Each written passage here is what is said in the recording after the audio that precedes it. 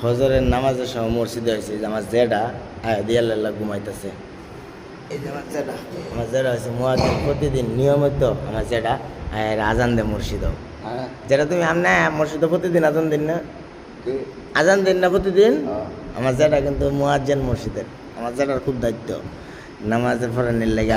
আর অন্য মানুষ দেন এই সমাজে কি একজন দুজন লোক দেন মসজিদের মধ্যে লুক আমার জেডা আরেকজন আছে ব্যস্ত একটা আছে হুজুর আছে না, গোটায় মসজিদটা ফাঁকা। আবার শুক্রবারে মসজিদে থাকে বুড়া, আর একমাত্র মসজিদ থাকে খালি। আজকে 3-4 দিন তো আইতেছি মসজিদে, দেখতেছি মসজিদের লোক না গেলে আমার জেডা ছাড়া। আমার জেডা নামাজ পড়া এই আজান দেয় প্রতি এক তো বাহি দেয় না, শরীর যদি অসুখ হয় তবে বলে।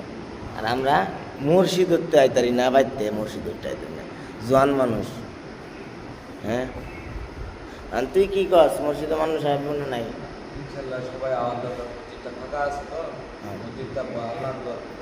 এই জায়গায় লোক বেশি হওয়ার দরকার না কম হওয়ার দরকার?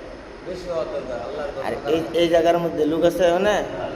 হ্যাঁ, তাহলে আমরা নামাজটারে কতটুকু ছোটো বানায় লাইছি। যেটা আপনি সবারে কোন মসজিদে হয়তো আপনি যেন মোবাইলও কোন আপনি বিল চায় কোন যে মসজিদে হয়তো সবারে